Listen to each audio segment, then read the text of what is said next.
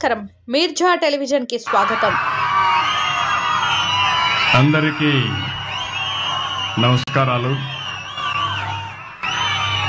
ముప్పాళ్ళ గ్రామం చాలా ఉత్సాహంగా ఉన్నారు.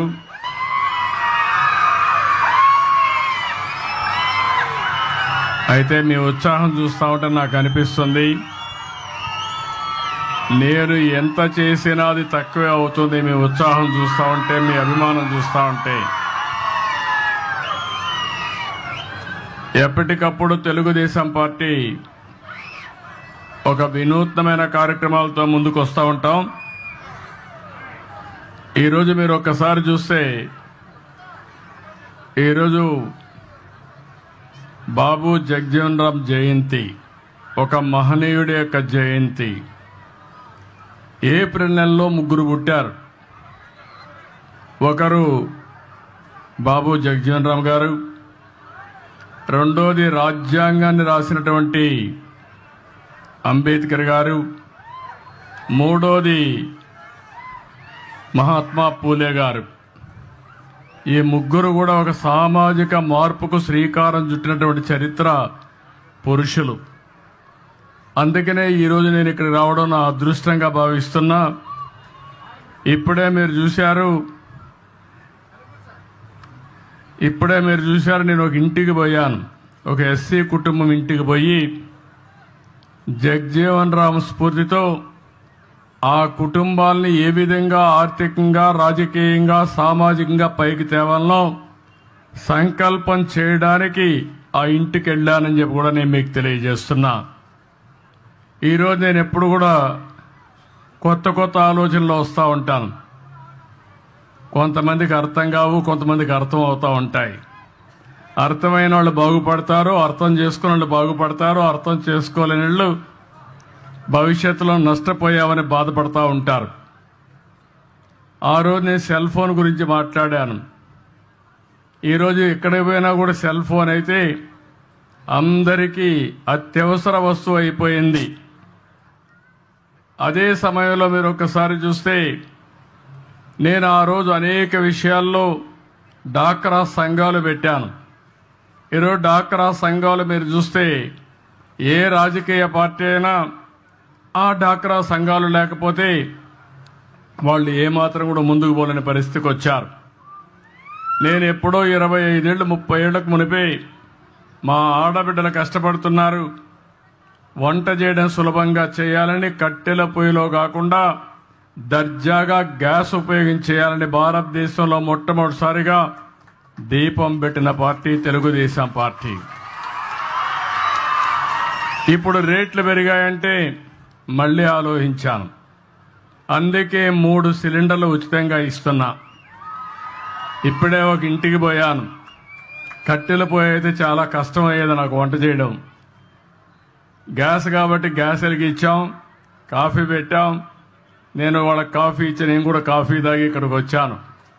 ఇది మనందరిలో ఆలోచన విధానాల్లో మార్పు రావాలి. అందరం సమానం, అందరికీ సమాన అవకాశాలు ఇవ్వాలి. కొంతమంది సమాజంలో కొన్ని అవకాశాలు అందిపుచ్చుకొని పైకి వచ్చారు. మనతో పుట్టిన వాళ్ళు చాలామంది ఇంకా పేదరికంలో ఉన్నారు. ఇంకా కనీస స్టాండర్డ్స్, జీవన ప్రమాణాలు కనీసం లేకుండా బాధపడే పరిస్థితికి వచ్చారు. నేను అందుకనే ఈరోజు వచ్చింది ఒక వినూత్నమైన కార్యక్రమంతో మీ ముందుకు వచ్చాను. నేను ఇక్కడ 2 విధాలుగా మీరు చూస్తే, ఒకటి బంగారు కుటుంబాలు. ఇప్పుడే కలెక్టర్ గారు చెప్పారు, దగ్గర 41 మంది ఈ గ్రామంలో అందరికంటే తక్కువ ఆదాయం వచ్చే కుటుంబాలు. అంటే ఇవంతా కూడా 20 లక్షల కుటుంబాలని రాష్ట్రంలో ఎంపిక చేశాం. మీ ఊర్లో 41 చేశాం. అది ఆ రోజు సమాజానికి ఇమ్మని కోరాను. ఇప్పుడు మీతో పుట్టిన వ్యక్తుల్ని పైకి తీసుకొచ్చే బాధ్యత మీకు అప్పచెప్తున్నానని చెప్పి కూడా నేను మీకు తెలియజేస్తున్నా. ఆర్థిక సంస్కరణలు వచ్చాయి. నేనే దీనికి కూడా ఆ రోజు భారతదేశంలో పివి నరసింహారావు గారు ఆర్థిక సంస్కరణలు తీసుకొస్తే సెకండ్ జనరేషన్ రిఫార్మ్స్కి నేనే శ్రీకారం చుట్టాను. ఈరోజు మీరు చూస్తే బ్రహ్మాండమైన రోడ్లు వచ్చాయి. ఒకప్పుడు హైదరాబాద్ విజయవాడ రోడ్డు చూసేవాళ్ళం. ఈరోజు బాగా రోడ్డు ఉందంటే దానికి కారణం పీపీపీ విధానం, అంటే పబ్లిక్ ప్రైవేట్ పార్ట్నర్షిప్. ఈరోజు బ్రహ్మాండంగా మీరు సెల్ ఫోన్లో మాట్లాడుతున్నారంటే ప్రభుత్వం పెట్టిన సెల్ ఫోన్లు కాదు, ప్రభుత్వానికి కూడా ఆదాయం వస్తుంది ఈ సెల్ ఫోన్ల వల్ల. ప్రైవేట్ వ్యక్తులు సర్వీస్ ఇస్తారు, దానివల్ల వాళ్ళకు లాభాలు వస్తున్నాయి, మీకు మెరుగైన సేవలు అందుతున్నాయి. కరెంటు విషయంలో కానీ అనేక విషయాల్లో, కాలేజీల విషయంలో కానీ చాలామంది ముందుకొచ్చి ఎన్నిపోయారు.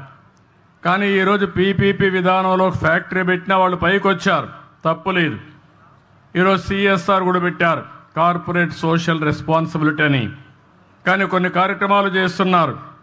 కానీ ఈరోజు నేను తీసుకున్న కార్యక్రమం మీరు చూస్తే ఎప్పుడు కూడా 20-30 సంవత్సరాల ముందే నేను ఆలోచిస్తాను. సమాజాన్ని అధ్యయనం చేస్తూ ఉంటాను, ఎప్పటికప్పుడు అర్థం చేసుకుంటూ ఉంటాను. నా ఆలోచన ఒకటే, భారతదేశంలో పుట్టిన ఏ వ్యక్తి కానీ పేదరికంలో ఉండడానికి వీలు లేదు. మనం ఈరోజు వికసిత్ భారత్ మాట్లాడుతున్నాం. 2047కి ప్రపంచంలోనే భారతదేశం అగ్రస్థానంలో ఉంటామని నేనైతే స్వర్ణ ఆంధ్రప్రదేశ్ తయారు చేశాను. స్వర్ణ ఆంధ్రప్రదేశ్లో 2047కి 55 లక్షల రూపాయలు తలసరి ఆదాయం. ఈరోజు 2,90,000 ఉంటే దీన్ని 23 ఏళ్లలో దగ్గర 20 సార్లు 20 రెట్లు 15 రెట్లు పెరిగే అవకాశం ఉంటుంది. కార్యాచరణ ప్రణాళిక తయారు చేస్తున్నాం. అదే సమయంలో ఇది కొంతమందికి ఆదాయం వచ్చి చాలామంది నిరుపేదలుగా ఉండడానికి వీలు లేదు. అందుకే చాలా రోజులు మదనపడ్డాను. ప్రభుత్వం అనేక కార్యక్రమాలు ఇస్తున్నాం. మొన్నే పేదల సేవలో నెల మొదటి తారీఖున పింఛన్లు ఇచ్చాను. ఈరోజు మీరు చూస్తే 4,000 రూపాయలు పింఛనిచ్చే ప్రభుత్వం భారతదేశంలో ఒక్క ఆంధ్రప్రదేశ్ ప్రభుత్వం తప్ప ఎక్కడా లేదు. ఇక్కడుండే ఎన్డీఏ ప్రభుత్వం ఇస్తున్నాం. దివ్యాంగులకు 6,000 రూపాయలు ఇస్తున్నాం. ఒకప్పుడు 500 నేనే చేశాను. మళ్ళీ ఈరోజు వస్తే తర్వాత వచ్చిన తర్వాత 3,000 చేశాను. ఈరోజు 6,000 రూపాయలు చేసే పరిస్థితికి వచ్చాం. ఎవరైనా కిడ్నీ పేషెంట్లు కానీ లేకపోతే కొంతమంది లెప్రసీ పేషెంట్లు ఉంటే వాళ్లకు 10,000 ఇస్తున్నాం. బెడ్కి పరిమితమైనటువంటి వ్యక్తులకి కుటుంబ సభ్యుల్ని కొంతవరకు ఆదుకోవాలని 15,000 రూపాయలు ఇస్తున్నాం. మీరు చరిత్రలో ఎప్పుడన్నా ఎవ్వరు ఈ మారిగా ఇచ్చిందే లేదు. మానవతా దృక్పథంతో పనిచేసే ప్రభుత్వం ఈ ఎన్డీఏ ప్రభుత్వం అని చెప్పి మరొక్కసారి మీ అందరికీ విజ్ఞప్తి చేస్తున్నా. అదే సమయంలో మీరు ఒకసారి ఆలోచిస్తే 33,000 కోట్ల రూపాయలు డీబీటీ ద్వారా నెలవారీగా మీకు డబ్బులు పంపిస్తున్నా. ఇవి కాకుండా అన్నా క్యాంటీన్ ఉంది. ఇది కాకుండా రేపే డిఎస్సి పెడుతున్నాం. ఇవి కాకుండా ఎస్సీలకు, ఎస్టీలకు, బీసీలకు, మైనారిటీ సోదరులకి అనేక కార్యక్రమాలని లోన్స్ ఇవ్వడం, స్వయం ఉపాధి కల్పించడం అనేక కార్యక్రమాలు చేస్తున్నాం. దీపం 2 ఇచ్చాం. రేపు మే నెలలో మళ్ళీ అందరికీ చెప్తున్నా, తల్లికి వందనం కింద ఎంతమంది పిల్లలుంటే అంతమంది పిల్లలకి ఇస్తాం. ఇప్పుడిప్పుడే జనాభా తగ్గిపోతా ఉంది. కనీసం ఒక కపుల్ ఎవరైతే భార్యాభర్త ఉన్నారో 2 పిల్లల కంటే తక్కువ కాకుండా 3 కంటే సంతోషం. కనీసం 2 ఉండాలి. లేకపోతే జనాభా తగ్గిపోతే, ముసలివాళ్ల సంఖ్య పెరిగితే ఈరోజు అభివృద్ధి చెందిన దేశాల్లో జనాభా లేకుండా అవస్థపడే పరిస్థితికి వచ్చారు. ఆ పరిస్థితి మన దేశానికి రాకూడదనేది నా ఆకాంక్ష. దానికి కూడా మీ సెక్రటరీ ఏం ఎక్సర్సైజ్ చేశారో తెలియదు. ఈ ఊర్లో కలెక్టర్ గారు ఏం ఎక్సర్సైజ్ చేశారు. కేంద్రం 6,000 రూపాయలు ఇస్తుంది. రాష్ట్ర ప్రభుత్వం 3 విడతల్లో 14,000 రూపాయలు ఇచ్చే బాధ్యత ఈ ప్రభుత్వానికి. ఇది కాకుండా మత్స్యకారులకు కూడా 20,000 చొప్పున జీవనోపాధి కోసం వాళ్ళకు కూడా డబ్బులు ఇస్తాం. అయితే ఆర్థిక వ్యవస్థ చాలా ఇబ్బందికరంగా ఉంది. ఇంకా డబ్బులు లేవు. 10 లక్షల రూపాయలు అప్పు చేసి వెళ్ళిపోయారు. అప్పు ఇచ్చేవాళ్ళు కూడా కనపడడం లేదు. వడ్డీ కట్టాలి, మళ్ళా అసలు తీర్చాలి, సంపద సృష్టించాలి, ఆదాయాన్ని పెంచాలి, సంక్షేమ కార్యక్రమాలకు పెట్టాలి, మళ్ళీ మీకు అమరావతి కట్టాలి, పోలవరం కట్టాలి. అదే సమయంలో ఏవైతే నేను చెప్పానో సూపర్ 6 కూడా అమలు చేయాలి. ఇది కొంచెం కష్టమైన పనే, కానీ ఇష్టంగా పనిచేస్తున్నా. కష్టమైన పని కూడా ఇష్టంగా పనిచేస్తే తప్పకుండా పరిష్కారం అవుతుంది, చేయగలుగుతామనే ధీమా నాకుందని చెప్పి కూడా నేను మీకు తెలియజేస్తున్నా.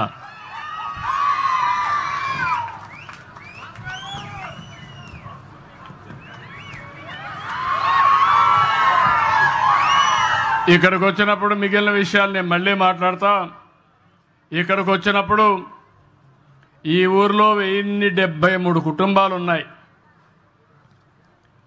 నేను ఒక విషయం మీకు చెప్పాను, ఇక్కడ మార్గదర్శులు ఉన్నారు. ఇంకొక పక్క 41 బంగారు కుటుంబాలు, ఒక 5 మంది మార్గదర్శులు ఉన్నారు. వాళ్ళు మాట్లాడిస్తాను. నా ఉద్దేశం ఒకటి, ఇంటి